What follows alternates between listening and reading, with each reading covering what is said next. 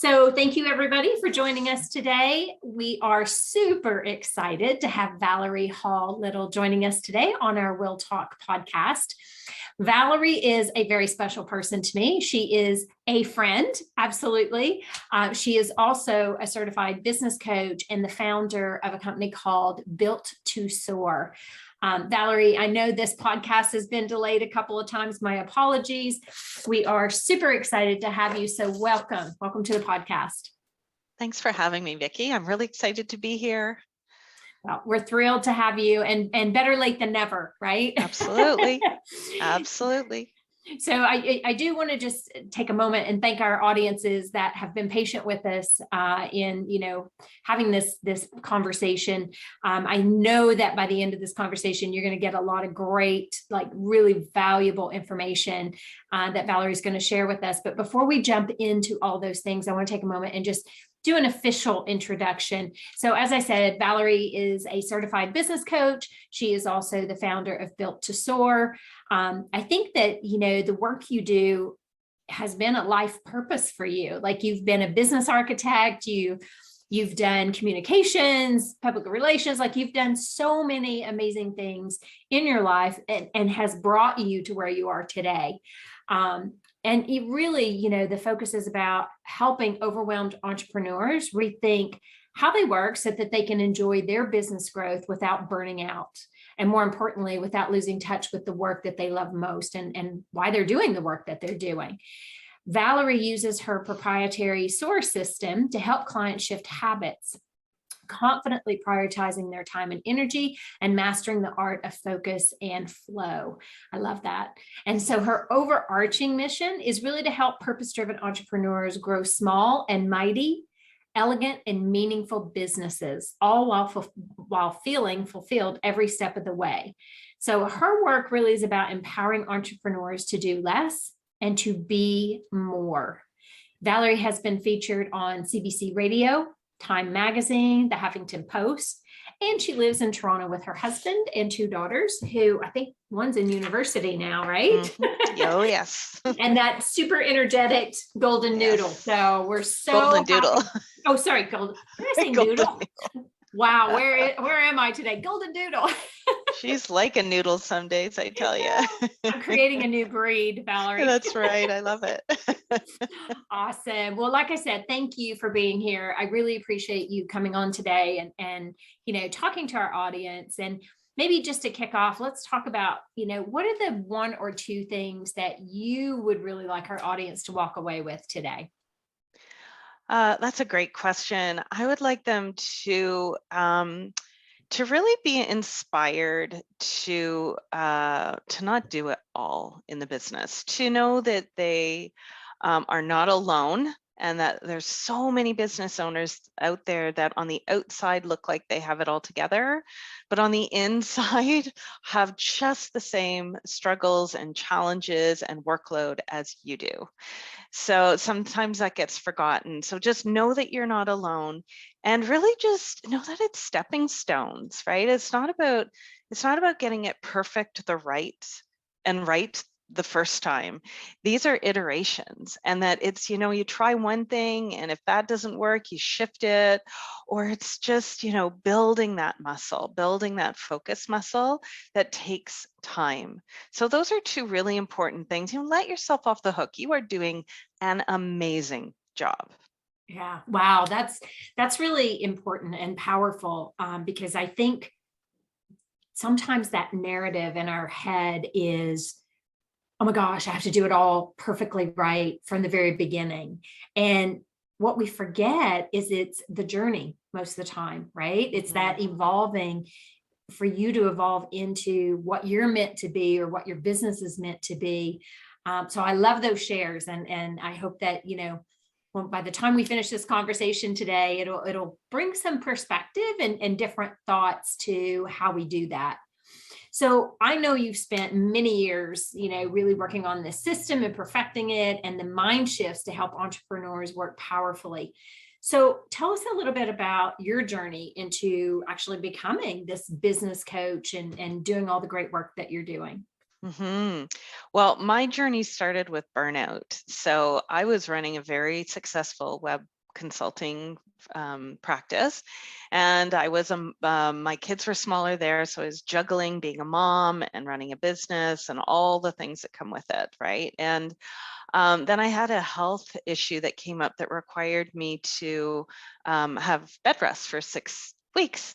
And when do you ever get time, right, to step completely out of not only your business, but your life and just rest? And it was really during that time that I lifted my head from the grindstone of my work. And I realized that I had completely lost the love of what I was doing. So I used to love websites. I used to just get so excited when a new client would come or when we would launch a new website, and just really lit me up. And it was such a lonely, hollow feeling when I realized I didn't love it anymore. And I didn't understand how that happened because I was so busy and my head was down and I was just doing the work every day, that when I stepped away and I had that space and that pause, I realized it was gone and it wasn't ever coming back. So then that just set the wheels in motion of a journey of discovery. I hired a coach that really helped me identify what I loved to do, because I had lost even that connection to passion for work. That had all gone away as well. So I didn't even know what it was that I loved to do.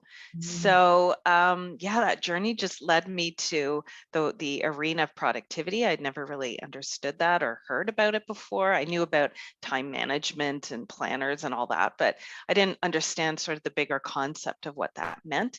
And then just like it just evolved, and it was almost like everything I was resisting was the right next step. So I resisted business coaching because I had all these stories in my head about there was just too many of them and who did I think I was, but I didn't know, all the stories we tell ourselves. But again, through the help of coaching, I went through it and I found myself becoming a business strategist and a leadership coach. And then here I am doing work that I am so passionate about. I love it. And my one rule is I will protect this passion. I will protect this brilliance, and I will not allow anything to burn me out of this. Nice, nice. You said a few things there that I think are super important to tap into, because whether you're an entrepreneur, whether you're in a corporate business environment, when you talked about that, being so entrenched and so much on autopilot that you couldn't even see how you were burning out. You had lost that connection to what your purpose was really, and why you were doing what you were doing. So that's such an important, I think, aspect of ourselves to recognize, is that when are we in autopilot and it just becomes routine instead of it being passion driven. So love what you just said there about protecting that passion, and that brilliance with everything you have. I think that comment about the autopilot, that happens so often in so many of our careers, and even in raising our families, right? Because we just get focused on doing what we've always done instead of that connection and that space you're talking about. That's absolutely right. And you can burn out doing your brilliance. Yeah. And that's what I didn't understand, because the brilliance piece, the stuff that you're so excited to do and that lifts you up and it's your true gift, that's collateral damage. Yeah.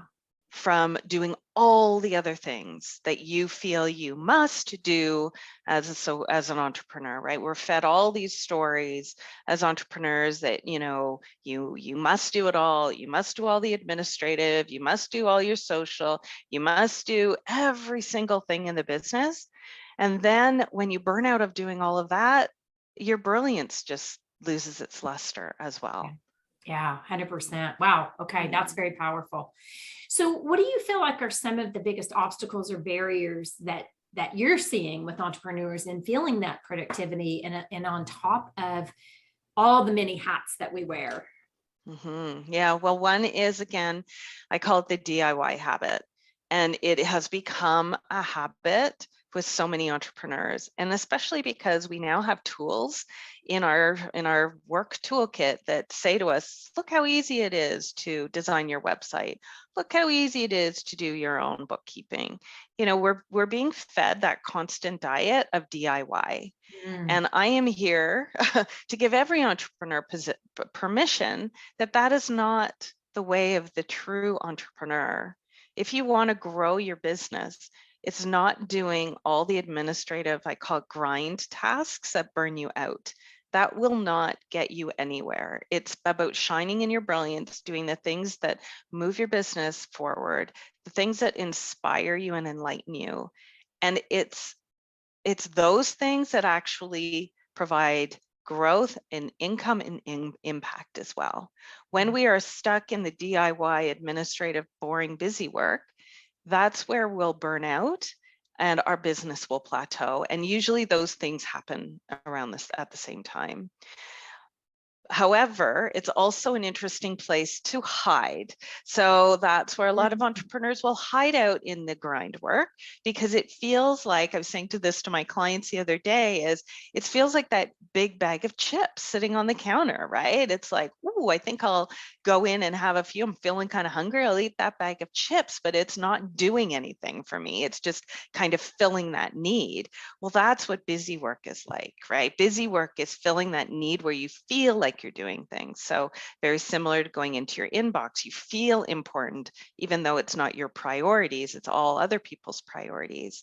So really it's about getting locked into the DIY habit and the mindset of I must do it all myself, and not delegating, right? Not feeling like, oh, I don't have time, or I don't have the money, or my business is too messy to bring in any kind of help. It's getting stuck in that DIY habit.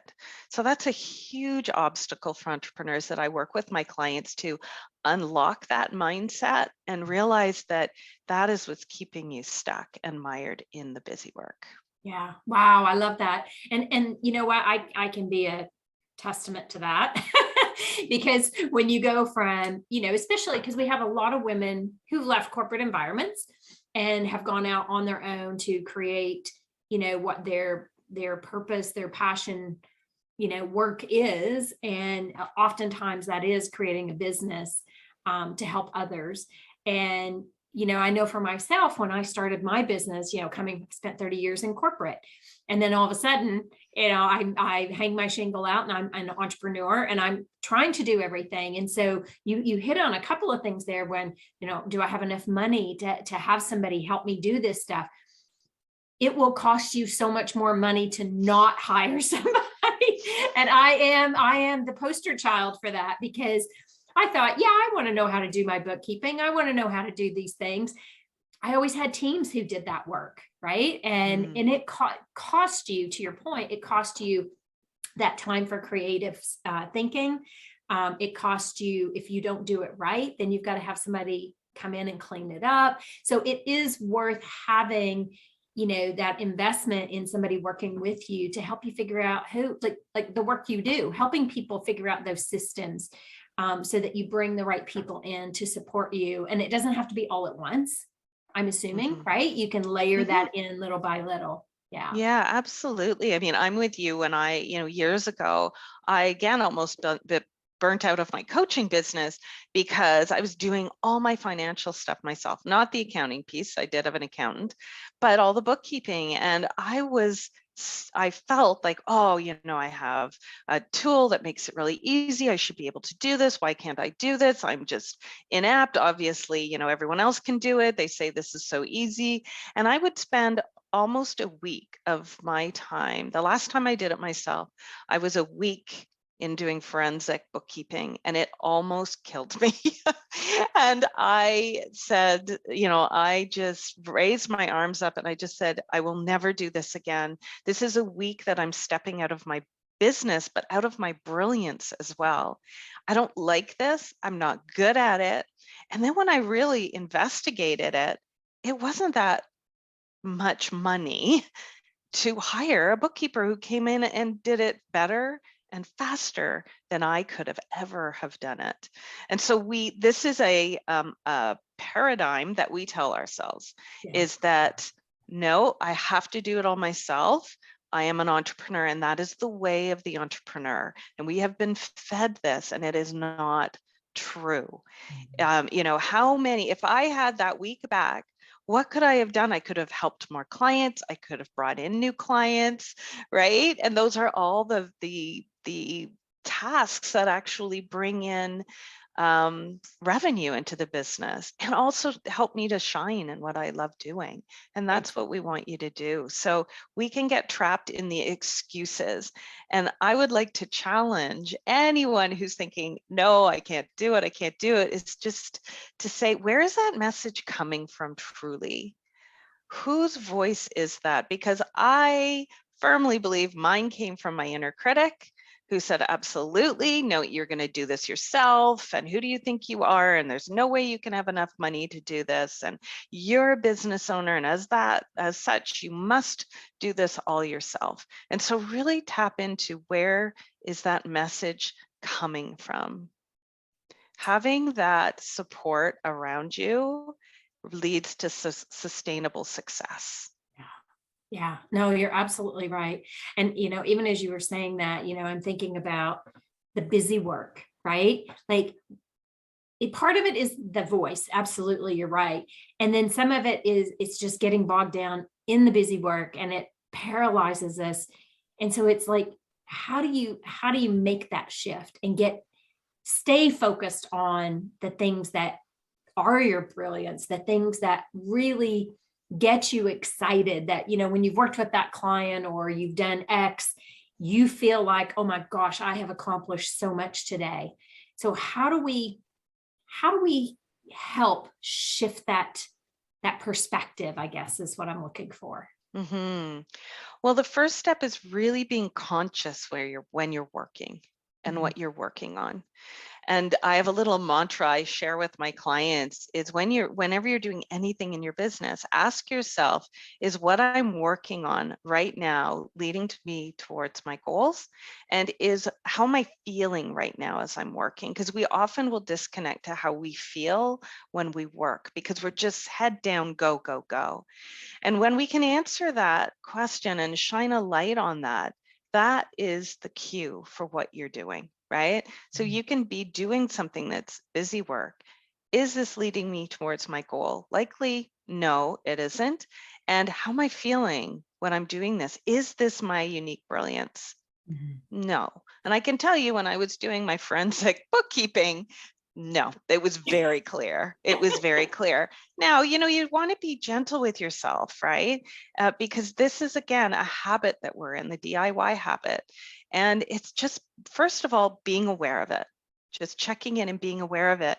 And then thinking and saying to yourself, well, what's the opportunity here? So for me, doing my bookkeeping, my opportunity was, okay, I'm in it now. I can't just hire a bookkeeper because my books are due like at the end of the week. However, going forward, one of my goals will be to hire a bookkeeper. So that's my next stepping stone, right? And so that's what I mean about iterating and improving, is that's my next step. And so that became a goal of mine, was to hire somebody. And then I brought them in, and it changed everything. It just opened up so much space for me that it was really quite incredible. So again, just being aware of how you're feeling when you're working, and also asking yourself that question, is what I'm working on right now leading me toward my goals? Yeah, I love that. I love that. And so that begs the question, you have to be very, very clear on what those goals are, right? Like, Yes. not getting caught up on, oh, I want to have really great books so that I don't get audited or whatever your motivation is, but it's getting very, very clear about, what are the revenue targets that I'm looking for? How many clients do I want to work with? That's such an important aspect of, going through all of this. And something else you said there, Valerie, I just want to, take a moment. when you talk about being in your brilliance, oftentimes as women in particular, I think we shy away from that because we don't recognize our brilliance the way the external world would recognize our brilliance. So how do we get even more connected to that brilliance, to be able to inwardly solidify that what we're doing is the right work, I guess is where I'm going with it. Yeah, well, you raised two good points. One was the goals, right? And so having a clear view of what your goals are, it's so very important. So when I'm working with my clients, we do our annual plan blueprint, and then we do our quarterly impact plans. And so we revisit those. So it's not something that we just do and then we push off to the side until the end of the year when we bring it out again and go, oh my gosh, I didn't do any of this. I guess these are my same goals next year. And I've been there, done that. So I understand that totally, and no judgment at all there. So reviewing them and keeping them up front and having the goals, where does your brilliance come into that? And really shining a light on that. Who needs to do it? Is it me, or who else can I reach out to that might be able to help me? And a lot of my goals, I always, when I'm taking my clients through it, I always ask, when we're celebrating accomplishments, how did it happen? And I know for so many and myself, it was always because I got help. And that's what allowed me to move forward. In terms of connecting with your brilliance, that's one of the first things when I work with my clients, we do is we really get back in touch if you've lost sight of what it is you love to do, right? Sometimes you just don't even know anymore. And so we do a very, very simple exercise that I call the Focus First Matrix. And it's part of it is identifying what would you do all day, every day, and not even care if you got paid, because it just lights you up and it fills you and it just feels expansive to you. And giving yourself that time and space to really sink into that and just let it flow, right? Now, don't overthink it, just let it flow. Because sometimes we get stopped at, well, I love doing that, but I'll never make money at that, so I'm not going to write it down, right? It has, when we take money off the table, I often say, lead with impact and the money will follow. So what is it you love doing that lights you up and creates such an incredible impact for the people that you work with? And then the second question is, what would you do that you still like doing, but you want to get paid for it? Because if you do it all the time, it does feel depleting, but you still love doing it. And so just making those two lists allows you to see some patterns and see where it comes up for you. And some surprises really do reveal themselves to you. And then everything else, when you don't like to do, it's all in the grind.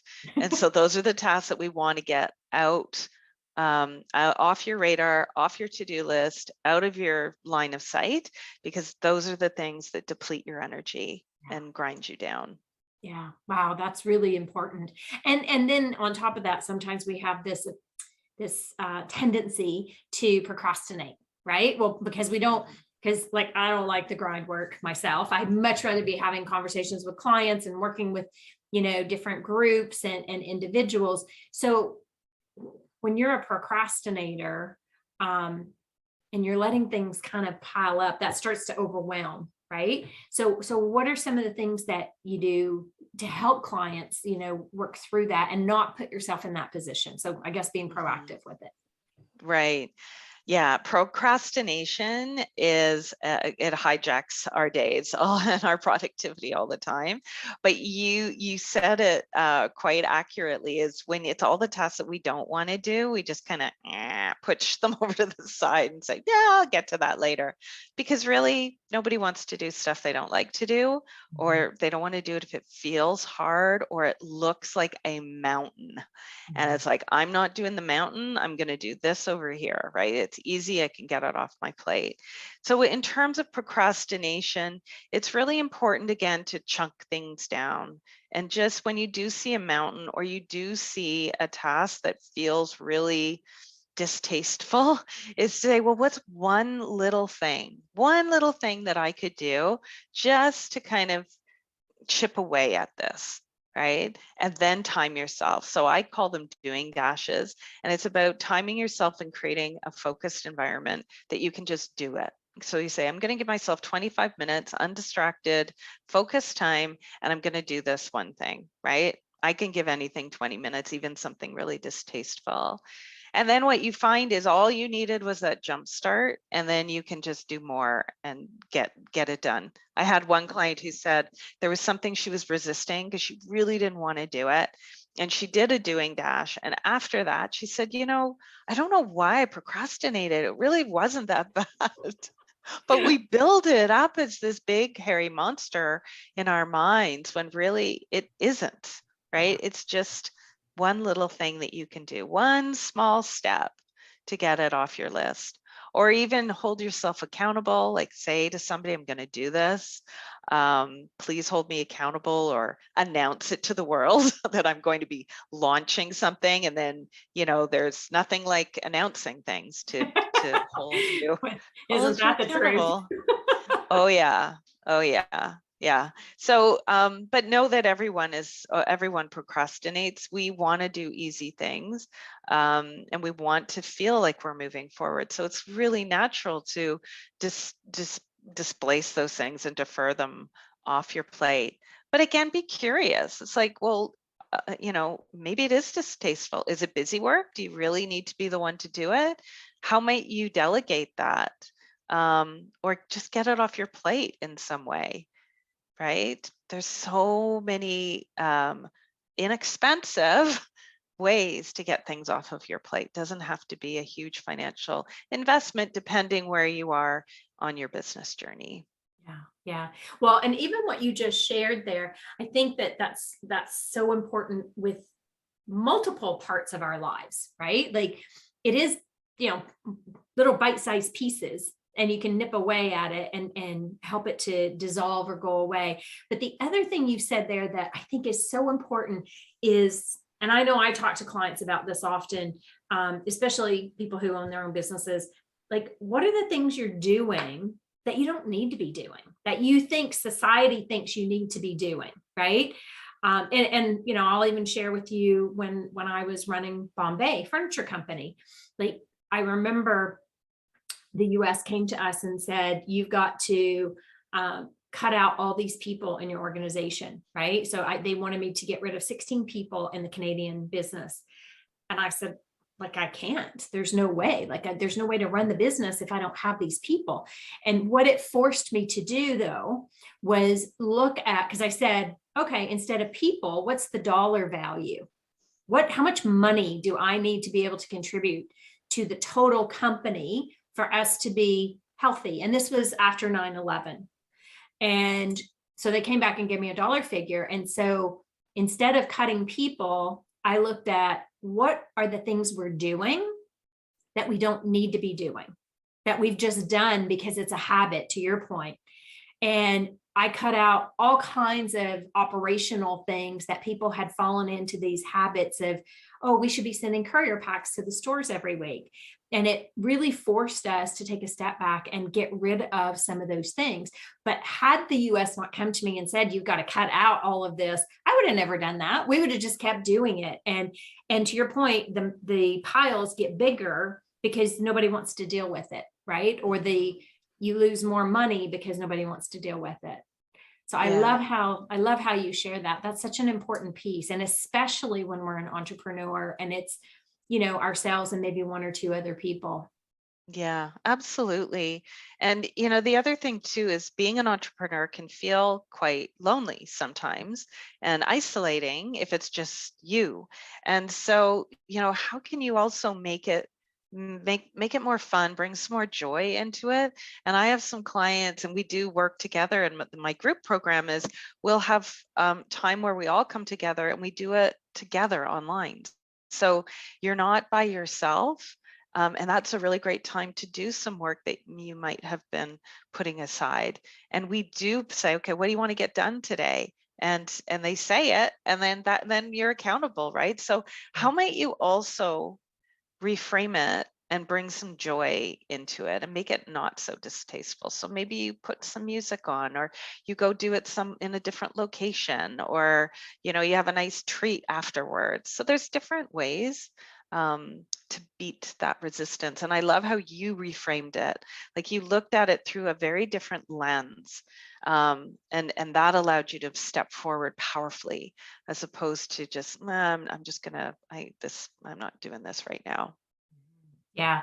I think that's the opportunity and the challenge, right? To be able to do that. Yes. So when you were talking about doing it together, is that part of your, because I know you have this program called the Work Powerfully Pyramid that you use to help your clients. So what is the main objective of that system? And is that only for entrepreneurs, or how can people incorporate that? No, anyone can use it. It's a very simple productivity system that all my clients use, and it's a simple 3-step system. I used to be a productivity trainer, and I really found that I would leave and people would just go back to their way that they would work, and that made me feel not so great, and I can only imagine it didn't make them feel so great. So I just found the systems out there are very complicated. So I was looking for something really easy, and so I developed a 3-step system, and I call it the Work Powerfully Pyramid, and it's 3 really easy things: plan, prioritize, perform.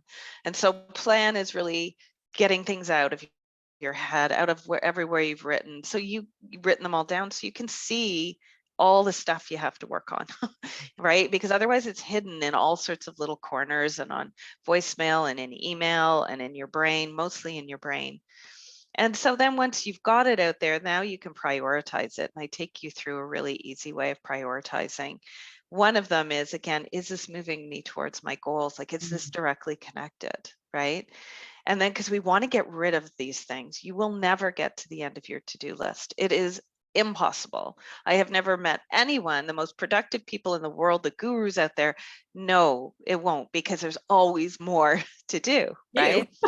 Yeah. So if you eliminate that and think, okay, I'm never going to get to the end of this list ever, just release that from you, you can now breathe and take the pressure off, and then say, okay, well, what are my priorities?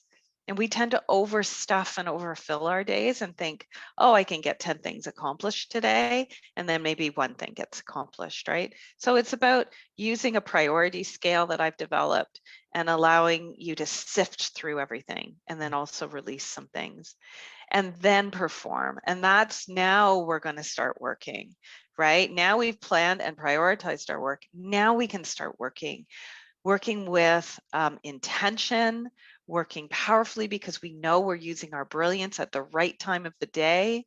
So we all have a rhythm, a work rhythm, and it's tapping into that. And when am I at my best? And what kind of things will I work on first when I'm at my height? And what things can take, I can do it a little bit later when my energy and my focus has diminished. So I take them all through that. And by the end of it, you really feel like you can work powerfully, because you are working on the right things, and you have a view of everything that you must do. Most people will flip that pyramid on its end and just start performing. And when you do that, it feels very wobbly, right? We just hit the desk and we just go. We're like order takers, just tell me what to work on next. And it's usually other people's priorities. So if you can take a more intentional and mindful way of working, and a more proactive way, as opposed to a reactive way of approaching your work, that's when you can work powerfully every day. And I take my group clients through that, and I take my private clients through that. So we all have that framework and that way to approach our work. Nice. I love it. So what would be the most common thing you hear from your clients once they've worked with you? What do they normally say? Well, that's a great question. What do I hear from them is that they feel more empowered. They feel more that they can actually move things forward, important things forward, reach their goals, because they're not spinning their wheels. They have more energy and more connection to what it is they actually want to be doing. And they have more freedom because they're not cramming their days and overflowing it and spilling over to weekends and evenings. Those are now non-negotiables. They've created boundaries. So they really do feel powerful in their work instead of feeling like at the affect of everything. They don't feel victimized like, oh, here I go again, another day of all this stuff. And why do I do this? All the things that we tell ourselves.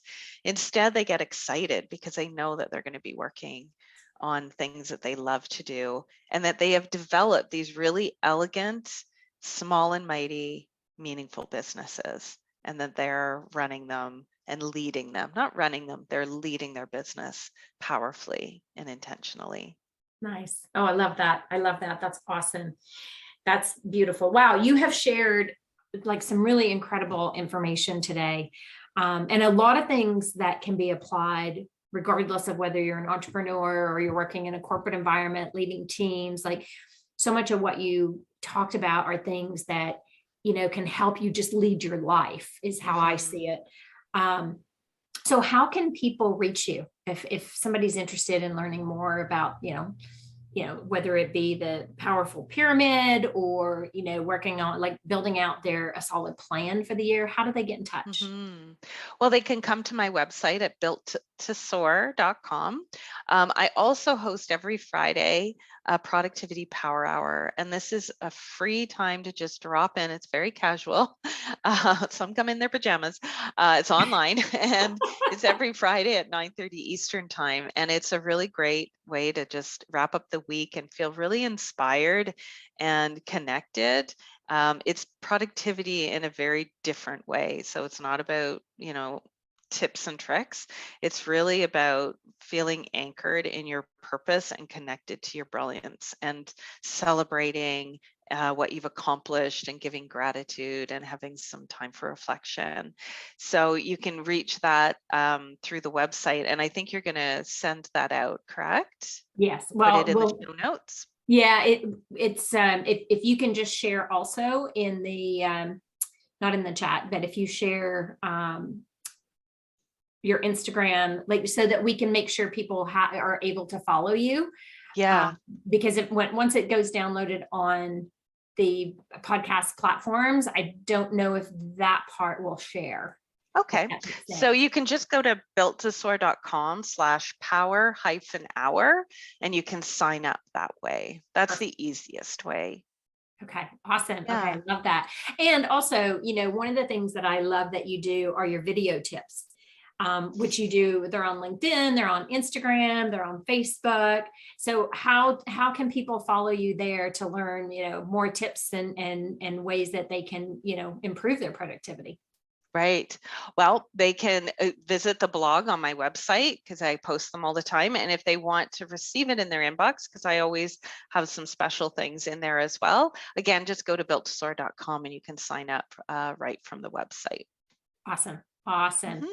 Valeri, thank you so much. And before we just wrap up here, what would be one thing you would really want to highlight that our audience can walk away with today?